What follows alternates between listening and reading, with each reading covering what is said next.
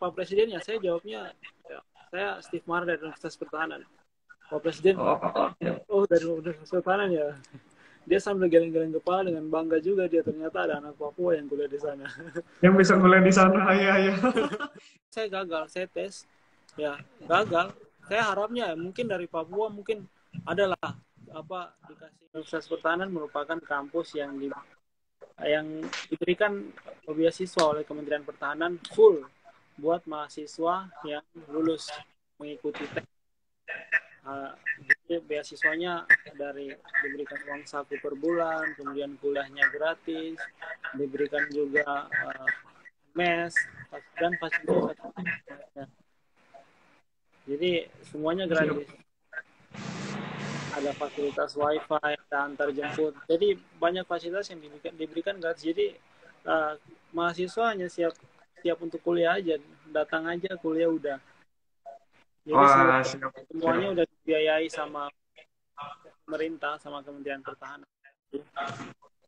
Dan beberapa fakultas yang cukup menarik ya, seperti Fakultas Kedokteran, kemudian ada farmasi, ada teknik juga. Ini kan beberapa fakultas yang berkaitan erat dengan ancaman nyata saat ini, yaitu ancaman COVID-19. Kenapa Fakultas Kedokteran dibuka? Karena ya kita punya ahli-ahli khusus di bidang kesehatan harus ada, khususnya mereka yang bisa mencari informasi atau mencari jalan keluar untuk menghadapi ancaman-ancaman seperti ancaman kesehatan yang saat ini sedang kita hadapi gitu. Oh, siap, Bang, siap. Nah, Abang kan lulusan Universitas Pertahanan nih. Abang dulu tuh masuk di sana itu ya. Ada proses tesnya apa gimana, Bang? Atau Abang langsung masuk gitu aja terus langsung? Di Universitas Pertahanan ini ada beberapa tahapan tes. Yang pertama seleksi administrasi. Kemudian setelah lulus kalau lulus baru kita mengikuti tes TPA dan TOEFL. Nah, setelah lulus TPA dan TOEFL lagi baru kita mengikuti kegiatan psikologi, tes psikologi. Nah, kalau lulus lagi baru lanjut lagi ke tes yang terakhir, tes wawancara.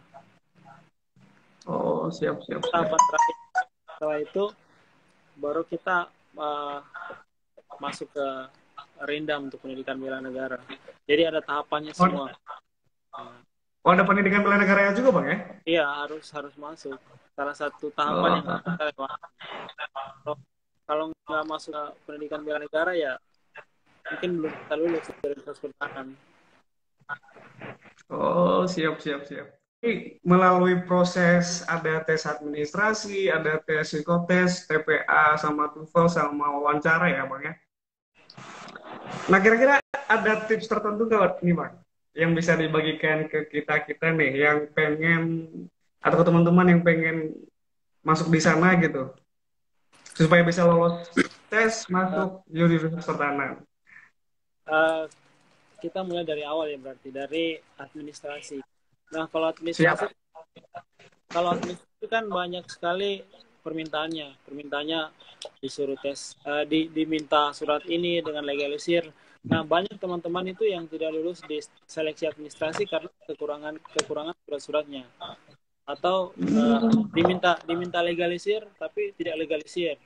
Terus diminta foto hitam putih tapi kirimnya foto yang warna berbeda. Nah, ini kan akhirnya dipertimbangkan juga kalau dari awal kurang taat sama aturan bagaimana masuk dalam. Nah, kemudian lanjut ke tes TPA dan TOEFL, memang kita butuh persiapan yang matang. Karena TPA sendiri dia punya standar. Kalau misalnya Universitas Pertahanan punya standar yaitu 550. Nah, kalau TOEFL itu 500. Nah, bagi kita yang belum pernah mengikuti tes TPA atau TOEFL di luar, nah kita harus punya persiapan yang matang. Misalnya, kita beli buku dari Bappenas. Nah, saya tuh pada saat tes kemarin saya pelajari buku dari Bappenas, buku TPA Bappenas. Karena yang saya ketahui yang ngetes di Unhan untuk TPA itu dari Bappenas. Makanya saya pelajari punya Bappenas. Kemudian yang TOEFL itu ya standar lah, TOEFL-nya TOEFL seperti pada umumnya, TOEFL pada umum. Nah, lanjut lagi ke tes psikologi. Jadi tes psikologi itu Itu mungkin bagi yang belum pernah ikut memang pasti bingung. Tapi ya memang semuanya itu kita butuh proses, kita butuh waktu. Nah, jadi ada beberapa tes yang mungkin bagi para pemula mungkin agak agak bingung ya, seperti misalnya tes Kraepelin atau bahasa bahasa kerennya itu hitungan koran. Ya, siap, siap. Nah, hitungan koran itu kan kertasnya besar itu. Nah, itu kan untuk menguji kesabaran. Jadi kita di sana pasti dituntut untuk bagaimana harus sabar menghadapi tes itu. Jadi hitung satu persatu sampai ya usahakan sebanyak mungkin, dan kalau bisa stabil grafiknya, jadi nggak naik turun tapi usahakan stabil. Nah, itu untuk menilai psikotesnya kita, psikologinya kita, apa kita itu siap, kita itu siap untuk menghadapi kuliah di Universitas Pertahanan, terus kita juga siap untuk menjadi kader intelektual bela negara. Jadi semuanya dinilai dan dipertimbangkan sematang mungkin oleh panitia. Nah, itu kan kalau contohnya untuk masuk di kayak di sana-sana lah Bang ya. Itu saya juga kadang dengar itu mungkin ada kuota tiap daerah, entah itu mau selewat apapun ininya nilainya, tapi karena kuota dibatasi, ada nggak istilah seperti itu Bang? Uh, Kalau di Universitas Pertahanan saya rasa tidak ada untuk kuota-kuota kayak gitu, karena ya yang masuk di sana adalah mahasiswa yang dianggap mampu untuk menjadi kader intelektual bela negara. Jadi seperti saya dari Papua, saya tes 2 kali loh. Tahun pertama saya gagal, tahun kedua baru masuk. Jadi saya Oh tes iya, tahun pertama saya gagal, saya tes ya gagal. Saya harapnya mungkin dari Papua mungkin adalah apa dikasih afirmasi, tapi ternyata ya tidak, katanya kamu belum banyak, kamu harus belajar lagi, persiapan lagi. Ya udah, saya pulang oh lagi, siap siap siap. persiapan lagi buat TPA, TOEFL dan juga psikologi. Akhirnya ya setelah persiapan mantap, saya ikut kursus bahasa Inggris sekitar 8 bulan, baru mulai bagus, mulai mantap bahasa Inggris. Terus saya mulai belajar lagi TPA, akhirnya ya, boleh masuk, dan puji Tuhan bisa mengikuti kuliah di sana dengan baik. Jadi menurut saya tidak ada kuota-kuota daerah, karena yang diterima di universitas adalah pemuda atau mahasiswa yang siap untuk jadi kader intelektual bela negara dan siap untuk bela negara. Intinya di situ. Jadi tidak perlu kita dari manapun, tapi kalau kita siap bela negara dan nilai kita mencukupi, ya kita diterima dan masuk menjadi mahasiswa. Oh gitu Bang. Berarti kalau contohnya nih, mungkin orang-orang yang mampu, ibaratnya nih ya, Ya. orang Bogor semua nih, mungkin ada 10 orang yang tes, tapi mereka mampu semua, diterima semua Bang. Ya, diterima semua, tergantung nilainya. Kalau misalnya semuanya nilainya bagus, ya diterima semua. Tapi ya saya juga nggak tahu, mungkin ada penilaian sendiri dari panitia. Ya, tapi kan yang dinilai bukan nilainya saja, tapi dinilai dari psikologinya dia juga, dari karakternya dia. Misalnya dia Siap, siap. dia misalnya dia itu pintar, nilainya 100 semua, tapi dia punya nasionalisme kurang. Nah, itu kan bisa jadi ancaman untuk negara kalau diterima di Universitas Pertahanan. Jadi ya semuanya itu penuh pertimbangan dari panitia pasti. Jadi nggak bisa langsung main terima-terima juga kayaknya. Oh siap, siap Bang, siap. Nah dari beberapa berita yang saya baca nih Bang ya tentang ini, eh, tentang Abang lah. Abang juga cukup mengukir banyak prestasi lah ya. Seperti Ya, menjadi juara dalam menulis dan menjadi pembicara di beberapa kegiatan dan bahkan lulus juga dengan prestasi ini ya, cum laude Bang ya. iya, Ya bisa dibilang lah lulusan terbaik. Dan kemarin saya lihat ini di artikel, di beberapa artikel yang mewakili lulusan untuk menyampaikan pesan dan kesan abang sendiri bang ya. iya, iya, benar. Oh siap siap. Bisa ceritakan ke kita nggak apa-apa aja sih prestasi-prestasi yang pernah diraih gitu. Dan gimana sih proses untuk meraihnya itu? Oh iya. Eh, jadi sebenarnya itu semua tergantung sama kita sih. Jadi saya nggak punya standar sendiri untuk bagaimana bisa lakukan hal-hal seperti itu. Ya, yang pertama ya saya lakukannya dengan semangat. Jadi pada saat pertama keterima di Unhas, saya tuh kayak berpikir loh, saya tuh nggak mau hanya jadi mahasiswa. saya tuh nggak mau hanya jadi mahasiswa, dan ini memang sudah dari S1. Dari S1 saya udah senang untuk berkegiatan, melakukan kegiatan selain dengan kegiatan akademik. Jadi setelah diterima di Universitas Pertahanan, kemudian saya pikir sebenarnya saya tuh keterima di sini bukan hanya untuk menjadi mahasiswa, tapi saya harus melakukan sesuatu yang lebih, karena ya saya punya bakat yang harus saya kembangkan. Jadi saya mulai untuk mencoba untuk menulis, karena kegiatan di sana kan ya setelah kuliah kan kita diberikan mungkin yang berkatakan silakan, yang membalik ke kerja silakan. Nah, saya gunakan waktu itu buat tulisan yang menarik. Nah, pertama saya mengikuti kegiatan lomba menulis di Universitas Gadjah Mada. Nah, itu pun saya buat dalam waktu yang terbatas, dalam waktu yang singkat. Jadi pada saat ada pengumumannya, ya udah saya buat aja. Saya masukkan kajian tentang pertahanan, kemudian kajian-kajian yang saya pahami tentang nasionalisme dan etnonasionalisme, saya kirim ke sana. Akhirnya dinilai bagus sama Dewan Guru Besar UGM pada saat itu, dan diberikan juara 1 untuk lomba menulis dalam bidang politik. Nah, itu yang pertama. Kemudian yang kedua, saya mengikuti lomba menulis juga di UGM yang mengadakan itu, kalau tidak salah itu Jejak Publisher, kerjasama dengan Forum Komunikasi Masyarakat Gadjah Mada. Nah, di situ disuruh buat tulisan juga tentang peran pemuda dalam mengembangkan atau menciptakan Indonesia yang lebih baik lagi. Nah, di sana saya buat tulisan tentang peran generasi dalam sistem pertahanan negara, ya, juara 2. Jadi kemudian lanjut lagi ada kegiatan dari Sekolah Tinggi Akuntansi Negara. Nah, mereka ya, jadi mereka buat lomba. Nah, saya kan lihat karena kan di tulisannya mahasiswa gitu. Jadi mahasiswa lomba menulis tingkat nasional, terus mahasiswa, ya udah saya daftar pakai kartu mahasiswa S2. Nah, saya buat tulisan tentang peran wajib pajak dalam sistem pertahanan dan dapat juara 2 lagi. Jadi saya banyak juara 2-nya. Kemudian yang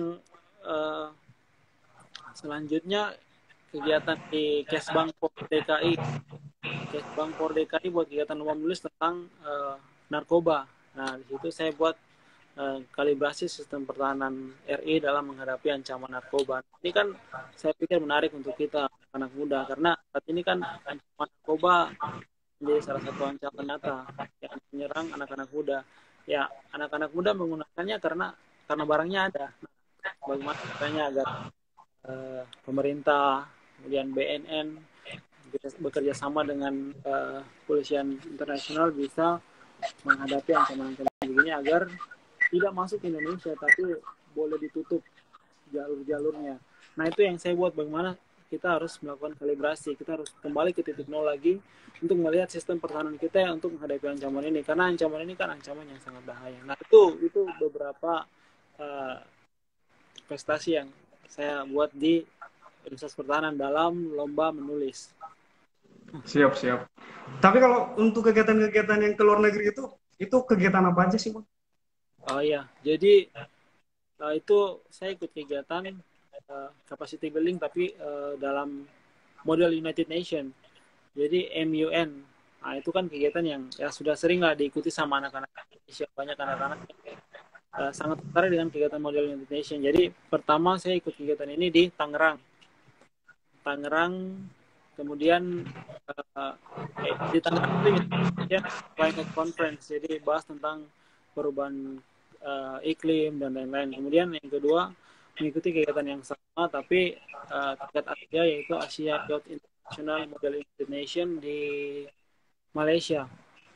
Nah, itu juga mengikuti kegiatan di sana. Kemudian yang terakhir kemarin di Uzbekistan, di Tashkent, Uzbekistan. Itu juga sama, tapi di Uzbekistan saya hadir bukan sebagai delegasi, tapi diminta untuk menjadi pimpinan sidang di dalam PT World Trade Organization. Nah, ini beberapa hal yang saya pikir menarik. Karena begini, kalau di Universitas Pertahanan sendiri menyediakan dana untuk capacity building. Jadi yang ke luar negeri bisa dibiayai tergantung dari kuota yang diminta. Nah, kebetulan kemarin tidak mendapatkan kuota untuk dibiayai, jadi saya menggunakan biaya sendiri untuk berangkat. Tapi ya, puji Tuhan, walaupun tidak dibiayai kampus, ya saya tetap pergi atas nama kampus. Nah, alma mater itu bagi saya merupakan hal yang sangat penting. Luar biasa, siap. Abang bisa mengikuti kegiatan-kegiatan seperti kegiatan ini ya, tingkat internasional itu jarang banget loh anak-anak muda. Anak-anak Indonesia yang bisa mengikuti seperti itu. Yang harus dipersiapkan. Pertama yang harus kita persiapkan adalah percaya diri. Jadi banyak sekali anak-anak Indonesia yang kurang percaya diri, merasa diri tidak mampu, merasa diri terbatas, padahal kita itu punya kemampuan lebih. Padahal kita itu bisa untuk melakukan hal-hal yang sebenarnya orang luar negeri pun belum tentu bisa melakukannya. Nah, kita itu punya hal-hal seperti itu menjadi keterbatasan kita. Padahal kita itu mampu untuk melakukannya. Nah, jadi itu yang saya lakukan. Kemudian kita itu butuh seperti time management. Karena bisa dibayangkan ya, kita itu lagi kuliah 2, di saat tugas lagi full, di saat kita harus mengerjakan banyak hal, di saat kampus Universitas Pertahanan yang tidak akan pernah memberikan izin kepada mahasiswa yang keluar begitu saja atau keluar tanpa izin yang jelas dari tempat kita mau berkegiatan. Tapi ya kita harus time management, kita harus mengatur waktu dengan baik, kita harus mengaturnya sedemikian mungkin. Kita kadang itu kan pengaturan waktunya yang kurang bagus. Nah, jadi saya itu coba untuk mengatur waktu sedemikian mungkin bagaimana agar bisa mengikuti kegiatan capacity building. Nah, jadi teman-teman kalau misalnya nanti jadi mahasiswa Universitas Pertahanan, ya nanti teman-teman bisa bayangkan sendirilah bagaimana sibuknya jadi mahasiswa di Unhan dan bagaimana susahnya untuk keluar dari zona itu. Nah ini penting, manajemen waktu di sini ini penting, mengatur waktu. Nah makanya saya tuh memilih kegiatan yang bisa diikuti pada saat hari libur atau hari Jumat Sabtu. Nah itu penting sekali. Jadi beberapa kegiatan yang saya ikut hampir semua itu rata-rata hari di Jumat Sabtu. Nah jadi bisa keluar, bisa bebas, bisa keluar. Nah kalau sudah hari Senin sampai Jumat itu nggak bisa dikasih izin. Kecuali izin resmi dari tempat kita berkegiatan. Berarti kalau contohnya hari Sabtu sama hari Minggu itu memang free ya buat semua mahasiswa Bang ya? Iya, jadi hari Sabtu, hari Minggu itu free. Ya biasanya ada kegiatan juga yang dibuat dari kampus atau dari teman-teman kita seangkatan. Tapi ya kalau Sabtu Minggu secara keseluruhan itu hari free. Kita biasa bilang IB, jadi bisa izin bermalam keluar.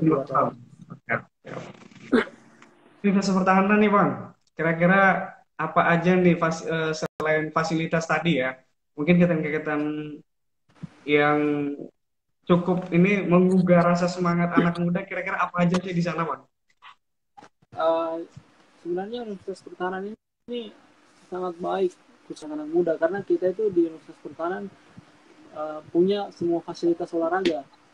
Nah ini yang saya sama teman-teman setiap hari kita menghabiskan waktu kosong, biasanya hari Senin dan Kamis kita gunakan untuk olahraga. Biasanya kita bermain futsal karena kita ada lapangan futsal, kemudian ada lapangan bola besar juga, kemudian ada kolam renang, kemudian ada fasilitas gym.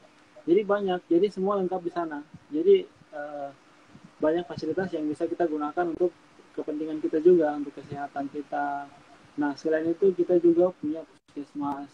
Jadi fasilitasnya sangat ya cukup mendukung lah ya untuk pengembangan diri. Iya, untuk kemampuan diri, dan juga kita punya perpustakaan yang bukanya dengan waktu yang ya lumayan, yang bisa kita gunakan untuk belajar di sana, menghabiskan waktu untuk baca buku dan lengkap perpustakaannya. Jadi semuanya sangat mendukung itu. Oh siap. Nah, tapi saya pengen balik lagi nih di cerita Iya. awal ini, awal abang masuk. Ya, maaf kata nih, saya mau tanya nih. Abang, abang tadi kan bilang, abang masuk dengan proses yang sangat berat, dengan pernah gagal sekali. Tapi terkadang ada juga anggapan-anggapan dari beberapa teman-teman. Terkadang ya mungkin itu karena orang tua atau karena family, ya dalam kutip posisinya lumayan lah. Nah, saya mau tanya nih bang, orang tua eh, kerja di mana? Oh, Profesinya apa? Iya, saya. Oh, kalau orang iya. tua saya, bapak saya sudah meninggal. Ibu saya ibu rumah tangga. Siap, siap, siap. Berarti itu membuktikan bahwa siapapun itu yang memang benar-benar mau bekerja keras dan ini Iya. bisa merepresentasi. Jadi jadi Ya, jadi ya itu semua tergantung sama kita bagaimana kita memandang diri kita. Kalau saya memandang saya tidak bisa, atau kalau saya memandang saya bisa karena ada orang tua saya, ya itu akan terjadi selama orang tua saya hidup, selama orang tua saya ada. Tapi kalau misalnya saya memandang saya dan diri saya sendiri bisa untuk menghadapi hal-hal seperti begini, atau menghadapi tantangan yang ada, ya saya akan sangat bisa. siap, siap, Bang. Mohon izin, Bang, saya sudah bertanya seperti itu mengingatkan Abang, tapi Santai saya santai, yakin Abang orangnya kuat. iya kita sharing. Siap, siap. Nah, menurut informasi yang saya dapat nih, Bang, dari ini ya, dari foto-foto di Instagram Abang, Abang juga banyak ada foto-foto bareng ya sama pejabat-pejabat penting di negara ini. Bahkan sampai pernah foto bareng juga dengan ini ya, dengan RI 1 ya, dalam tanda kutip untuk hormat Bapak Presiden ya. Iya, iya benar Uh, benar. itu diundang ke sana apa ada acara gimana gitu? Iya, jadi saya dengan beberapa teman-teman dari Papua yang tergabung dalam Papua Muda Inspiratif, kita diundang sama Presiden untuk bertemu Presiden pada saat itu. Nah itu saya ketemu dengan Presiden menggunakan ini loh, masih pakai papan nama Universitas Pertahanan, masih ada logo, masih ada bintang. Jadi saya pada saat itu memang masih aktif masuk Universitas Pertahanan, dan ketika masuk di ruangan pun ditanya Pak Presiden, ya saya jawabnya ya, saya Steve Mar dari Universitas Pertahanan. Pak Presiden, Oh, oh dari Universitas Pertahanan ya. Dia sambil geleng-geleng kepala dengan bangga juga, dia ternyata ada anak Papua yang kuliah di sana. yang bisa kuliah di sana ya ya. Tapi orang ini yang dari saudara-saudara dari Papua sana, selain abang ada nggak yang masuk di Unhan? Ya ada yang sekarang jadi staf khusus Presiden RI kan salah satunya. Enggak, maksudnya tapi enggak yang masuk di Unhannya maksudnya, Pak. Oh, di Iya. Selain abang. ada. Di angkatan abang ada berapa Ada orang, Pak? ada sebelumnya satu. Jadi kalau mau dihitung orang Papua yang sipil, saya yang kedua. Oh, siap-siap. Kalau yang sipil ya, kalau yang militer saya nggak tahu, mungkin ada beberapa. Tapi kalau yang sipil, yang dari sipil ya, baru 2 orang. Yang pertama itu Pelino Sawaki, itu angkatan 2 atau 3. Yang kedua saya, di angkatan 10. Oh, luar biasa, luar biasa. Berarti memang ya itu yang masuk di sana memang benar-benar yang seperti yang Om bilang tadi bisa memenuhi persyaratannya itu, Bang ya. Iya, yang harus komit untuk nilai-nilai bela negara. Karena ya bukan hanya Papua, tapi banyak orang juga yang datang dari misalnya dari Jawa, dari Sumatera, Kalimantan. Itu kan punya background sendiri-sendiri gitu.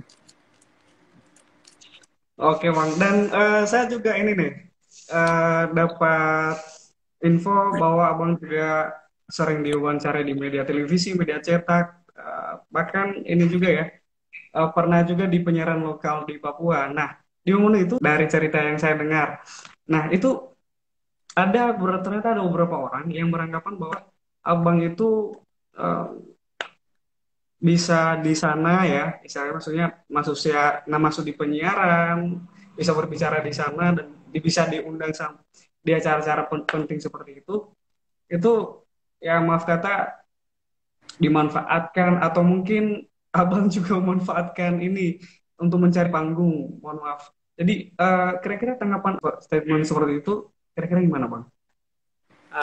Jadi gini, saya itu kan dari kuliah satu, saya itu sudah berorganisasi dan sudah sering diundang sama media, diwawancarai tentang apa yang kita lakukan. Jadi saya pada saat S1 kan saya pimpinan organisasi juga, saya ketua BEM waktu S1. Jadi untuk Oh, kegiatan-kegiatan seperti masuk TV, diliput media itu bukan hal baru. Nah, mungkin orang-orang yang sampaikan kayak gitu, mereka itu mungkin baru kenal atau mungkin mereka nggak tahu latar belakang saya kayak gimana. Mereka pikir ya mungkin saya itu hanya mahasiswa yang asal kuliah terus sudah jadi. Padahal mereka nggak tahu kalau saya itu juga dulu ya tukang demo seperti mereka. Saya juga siap, dulu siap.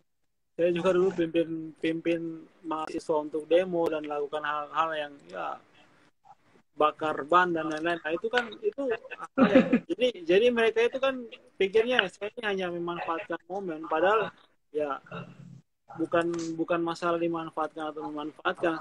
Kita sekarang menggunakan jaringan yang kita punya untuk edukasi masyarakat. Misalnya uh, lewat media-media yang mewawancarai saya, kan saya bisa menyampaikan hal-hal positif, membangun narasi positif untuk bagaimana kita pemuda harus optimis untuk membangun sesuatu yang baik untuk masa depan Indonesia. Karena misalnya kita hidup di dalam ketidakoptimisannya kita, nah itu akan berdampak buruk untuk kita dan keluarga kita, lingkungan kita Siap. seperti itu. Jadi misalnya ada anggapan-anggapan seperti itu ya saya nggak pernah mau, ya saya tanggapinya cuma sebatas untuk klarifikasi bahwa apa yang mereka sampaikan terhadap saya itu karena mereka nggak kenal saja. Kalaupun mereka kenal tapi sampaikan seperti itu, nah itu mungkin mereka cari bahan buat menyatukan orang lain, karena ya kita hidup kan bukan untuk menyenangkan semua orang, kita hidup kan untuk Siap, senang-senang, siap, siap. menyenangkan diri kita juga. Kalau ada yang nggak senang ya kita bukan hidup untuk menyenangkan mereka. Abang udah dengar statement seperti itu ya?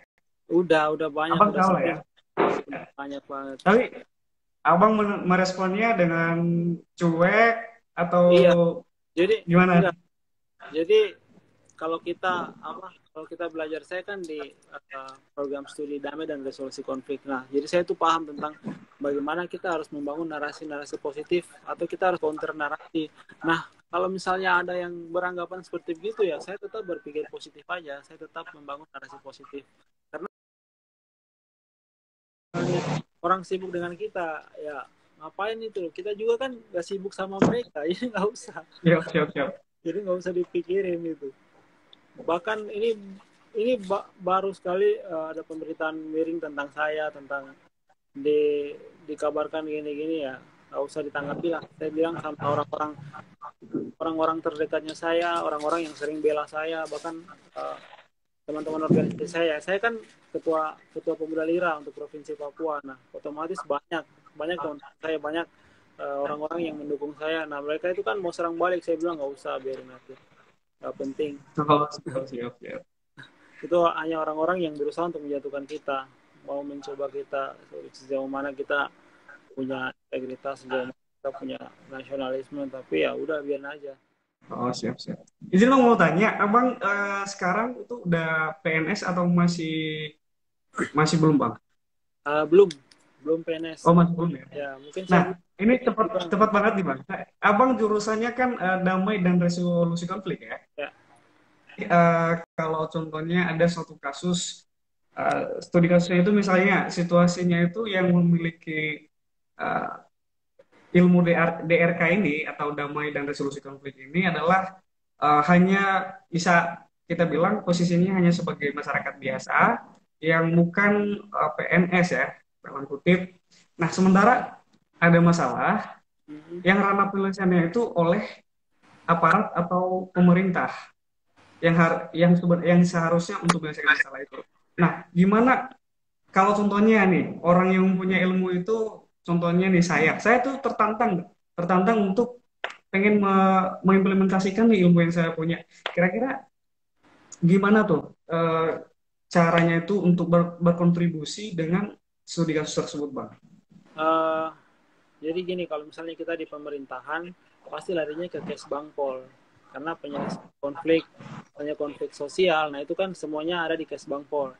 Jadi Siap, pemerintah siap. tanggung jawab untuk penyelesaian konflik ada di case Bangpol. Nah, kalau misalnya kita itu bukan PNS atau kita itu bukan siapa-siapa, nah kita bisa gunakan ilmu yang kita miliki untuk memberikan masukan kepada pemerintah. Nah itu yang sekarang saya lakukan. Nah karena saya itu kan bukan PNS, saya juga ya saya cuma ketua organisasi. Nah saya juga ya tidak punya banyak pengaruh kalau untuk di Indonesia. Nah saya tuh mencoba untuk buat tulisan-tulisan untuk dibagikan kepada pemerintah tentang hal-hal atau langkah-langkah yang harus diambil untuk penyelesaian sebuah konflik. Misalnya contoh kemarin terakhir saya buat tulisan tentang konflik uh, uh, bahaya konflik sosial di tengah pandemi COVID-19. Nah, ini kan saya berikan masukan kepada pemerintah karena saya pikir harus ada yang beritahu dari masyarakat juga, karena kadang pemerintah lakukan itu tidak sesuai dengan apa yang dipikirkan oleh masyarakat. Nah, saya sampaikan tentang kebutuhan dasar manusia. Jika pemerintah tidak sigap dalam hal kebutuhan dasar manusia seperti misalnya makan minum, kemudian kebutuhan akan keamanan dan aktualisasi diri, nah ini kemudian akan menjadi bahaya tersendiri untuk masyarakat dan juga untuk negara. Jadi seperti begitu. Jadi kalau saya bukan bagian dari pemerintah, ya saya bisa memberikan masukan-masukan melalui tulisan-tulisan. Bisa juga ya melalui DPR juga bisa melalui DPR. Jadi kalau kita punya jaringan ke DPR, lebih bagus lagi kita sampaikan ke mereka, kemudian mereka yang sampaikan ke pihak terkait. Nah misalnya ada hal-hal terkait terkait luar negeri atau pertahanan, kita bisa sampaikan ke Komisi 1 misalnya, contohnya. Oh, siap, siap. Penasaran banget nih untuk tes itu ya, tes masuk Unhan. Kira-kira kalau contohnya seperti TOEFL itu harus benar-benar siap sampai itu TOEFL-nya berapa sih, Bang? 500 ya? 500. Standarnya Oh, itu 500. udah standar internasional, internasional Bang ya? Ya kalau internasional kan 550 ya, 550. Oh iya, iya, iya, iya. Ya. Kalau IELTS kan biasanya 6,0. Kalau 500 di TOEFL ya sekitar 5,5 di IELTS. Terus kalau untuk proses tes di TOEFL itu ada istilah listening, writing atau apa aja tuh, Bang? Kalau di TOEFL itu ada reading, Oh, ada reading. apa namanya, structure, kemudian ada listening juga. Oh, siap. Jadi ya harus dipelajari sebaik mungkin, karena kita mengerjakan sesuatu kan pasti ada strateginya. Nah, strateginya itu yang harus dipelajari. Kalaupun kita nggak punya strategi, ya yang penting kita paham lah apa yang disampaikan, bisa ditransit dalam otak langsung. Kayak gitu. Siap, siap, siap, siap. Nah, itu dia nih masalahnya nih, Bang. Kan kebanyakan yang mungkin uh, teman-teman banyak yang tahu lah ilmu-ilmu tentang pertahanan. Nah, mungkin ilmunya itu di bahasa Inggris.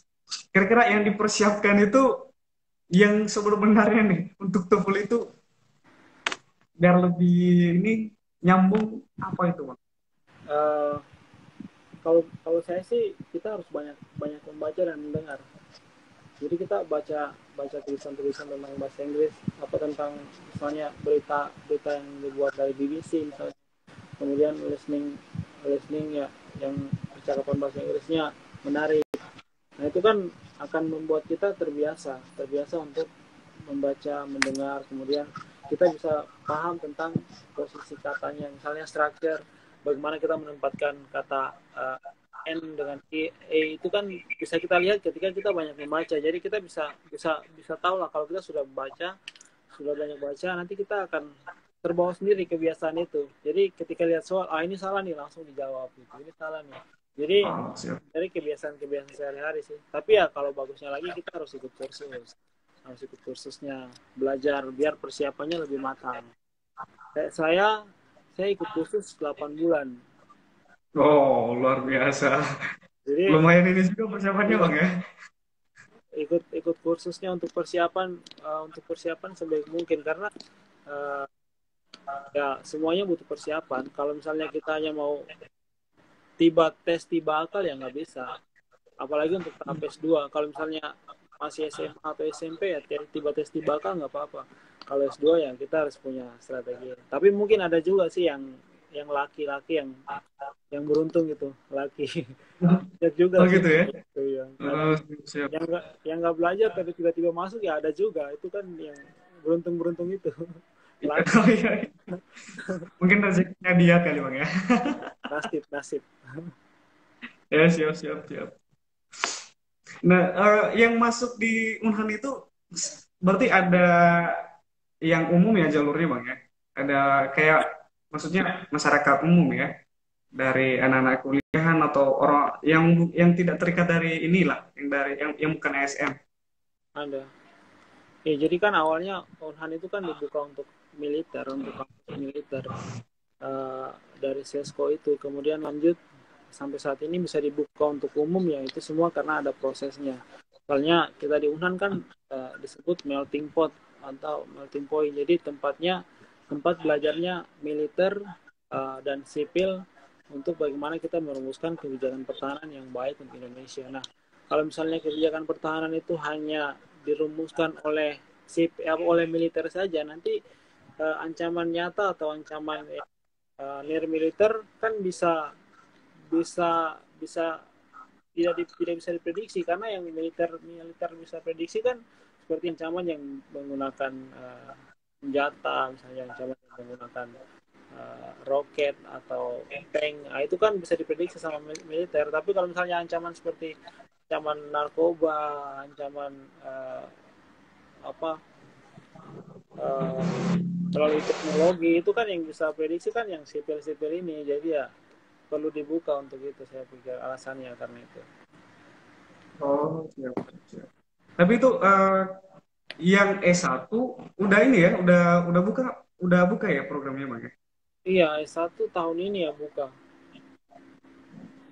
Berarti kesempatan nih buat teman-teman yang baru lulus, yang lulusan tahun ini juga ya, kesempatan buat Iya, mereka untuk mencoba ya.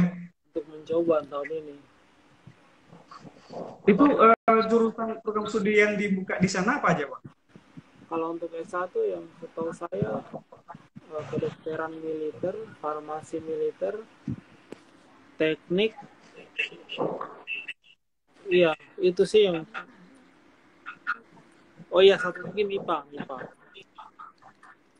Oh gitu. Iya, Berarti lulusan SMA sama SMK tuh bisa bisa sama-sama tes juga, Bang ya?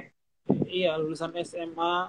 Saya kurang tahu ya kalau SMK, soalnya saya baca dari eh, syaratnya dari web itu kayaknya yang yang SMA aja, SMA IPA yang diterima. Tapi nggak tahu kalau SMK, Oh, soalnya mungkin ada pertimbangan khusus atau apa, saya nggak tahu ya. Biasanya SMK juga kan punya oh. jurusan tertentu kan, seperti teknik misalnya.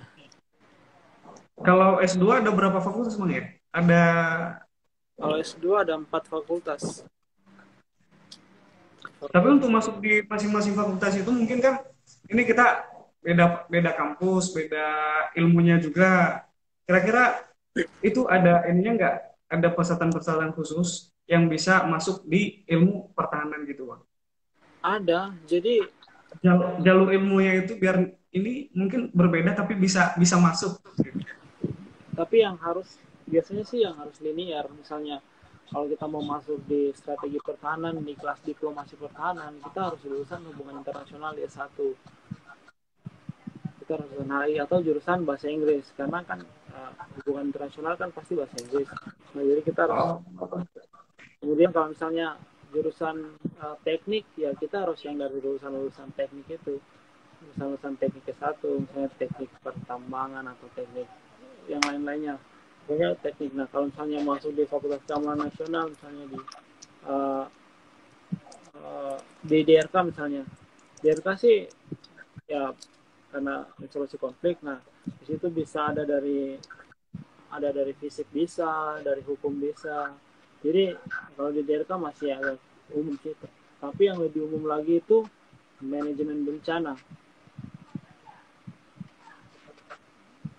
Dan juga kalau ekonomi pertahanan juga sih bisa, ekonomi pertahanan untuk oh, ekonomi, untuk manajemen ya seperti itu.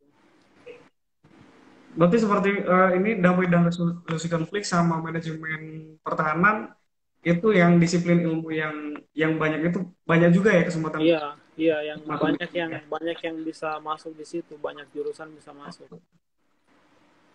Oh, siap, siap, siap, siap. Nah, itu ada di sini ada yang bertanya nih, Bang.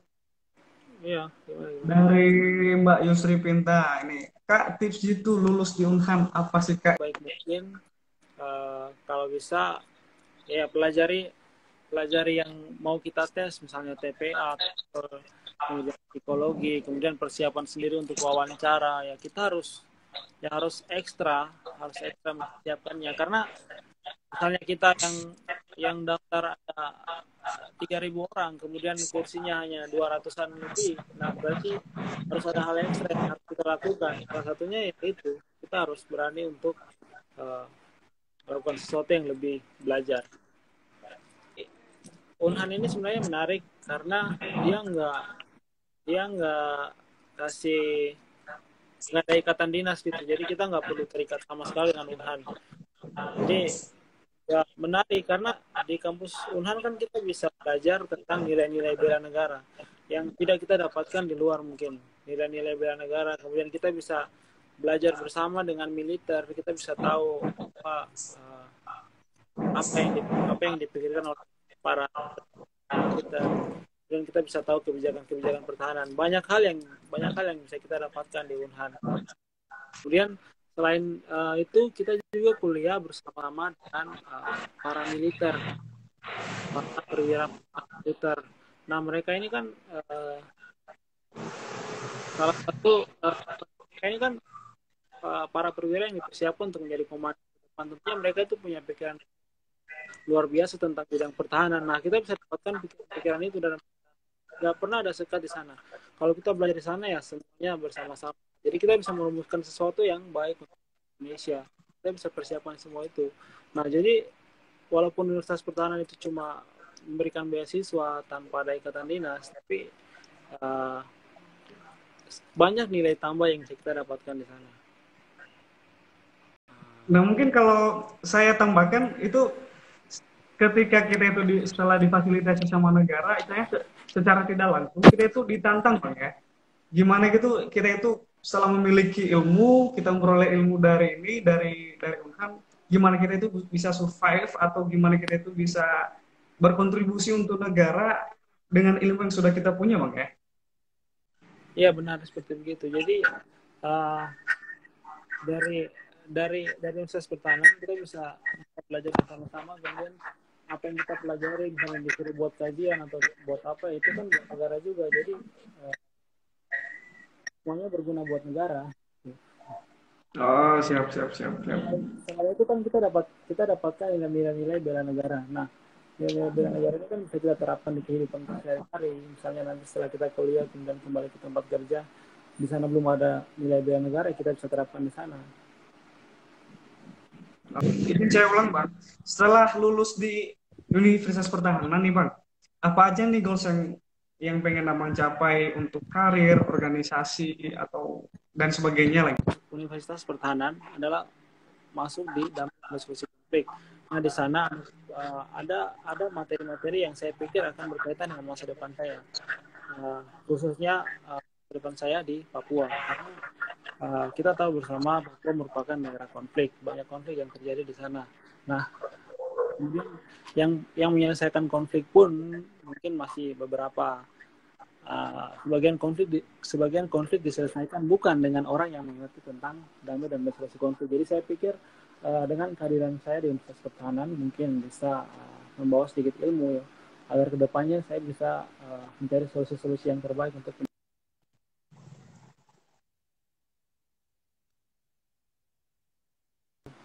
harus Amin. resolusi konflik di Papua. Selain itu ya goals yang lain ya mungkin uh, saya bisa menjadi orang yang berguna melalui karir saya nanti ke depan. Amin, amin, Bang. Siap. Semua yang menonton ya, doakan harapan Bang Yusuf, karena harapannya sangat mulia sekali. Siap. Halo, halo. Itu, Bang. Ya, halo. ini ada yang bertanya nih Bang, dari Yala. Tantangan apa saja yang dihadapi pada waktu kuliah di Unhan? Itu pertanyaan Bang. Ah, banyak sih, banyak banyak tantangan dari diri sendiri. Karena ya kita kuliah di Universitas Pertahanan kan semi militer ya, jadi nggak bisa sebebas-bebasnya, nggak bisa seperti kuliah satu yang boleh jalan kemana saja, boleh bergaul kemana saja. Dari sana kan semuanya diatur. Jadi ya kita harus bangun pagi, kita harus ikut apel pagi, kita harus persiapan ini dan itu, semuanya diatur. Kita waktu belajarnya dari jam sini jam jam 8 pagi sampai jam 4 atau 5 sore. Nah, semua itu kan sudah diatur. Jadi banyak tantangan yang datang dari diri sendiri sih sebenarnya. Seperti tantangan malas belajar, capek, pengen keluar aja, pengen pulang, pengen tidur aja. Tapi ya itu nggak bisa. Kalau kita udah Universitas Pertahanan ya kita harus jalani semua. Berarti tantangannya lebih ke diri sendiri Bang ya. Ya, Kalau contohnya seperti tugas-tugas di sana yang dikasih sama dosen apa kira-kira gimana Bang? ya sama aja sih. Tapi ya lebih kepada tugas S2. Kita analisisnya lebih banyak.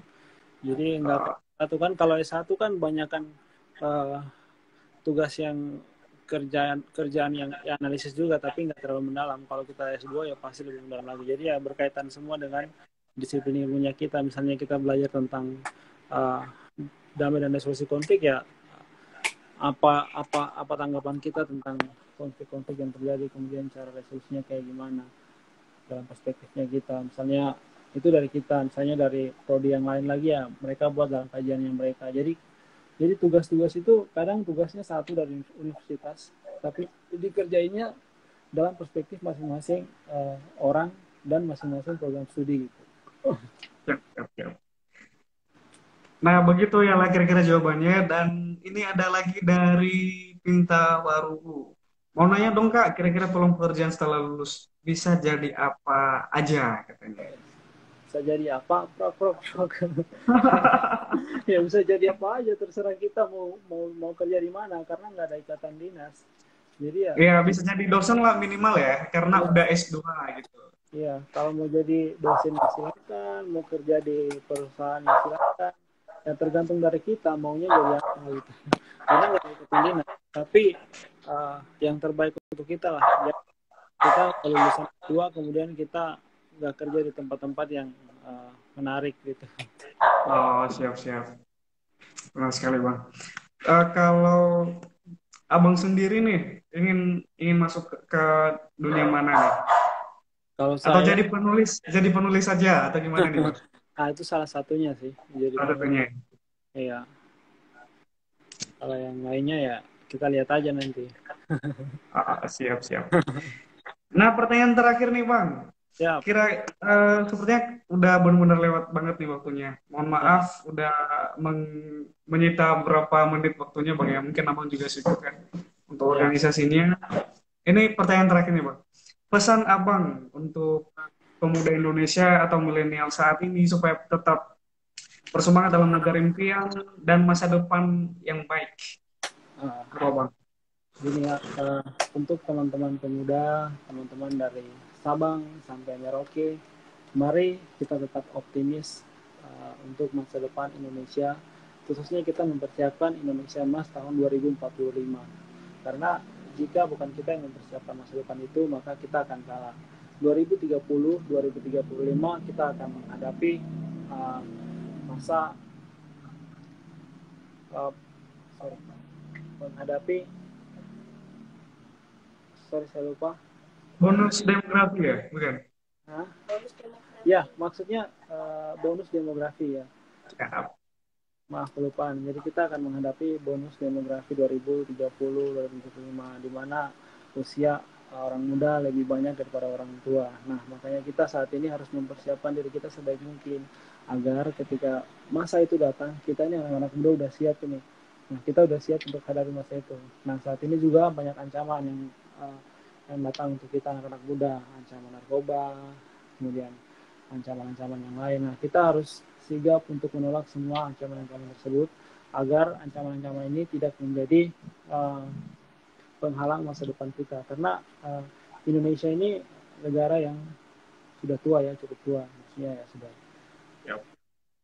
di umur yang sudah sangat dewasa atau sudah orang tua. Nah, kita harus lebih baik lah, lebih sigap di dalam menghadapi ancaman-ancaman ini. Karena ketika kita anak-anak muda mau bersantai-santai, mau melakukan hal-hal yang euforia sesaat, nah ini akan berdampak sendiri untuk bangsa kita, untuk Indonesia. Bukan untuk kita, untuk Indonesia. Ya, contoh abang ini, dan jujur bang, saya sendiri sangat terinspirasi dari kisah abang ya, dari beberapa prestasi yang pernah abang raih, dan begitu juga perjuangan abang. Seperti yang saya tanya tadi itu memang luar biasa. Abang juga mau menjawab dengan ini, ya dimana abang itu misalnya karena kebanyakan bang, nepotisme itu ya secara tidak langsung Ya, masih inilah ya nggak? Siap.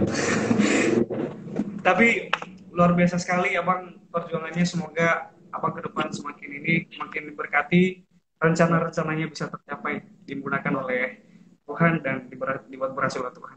amin. Ya, Bang. Mungkin untuk kedepannya kalau contohnya ada yang pengen teman-teman ada yang pengen bertanya lagi, Ya, kita live part 2 Bang ya. live lagi, siap. Kalau mau Siap, di DM silakan, mau tanya-tanya silakan. siap. Saya santai dan terima semua. Baik Bang.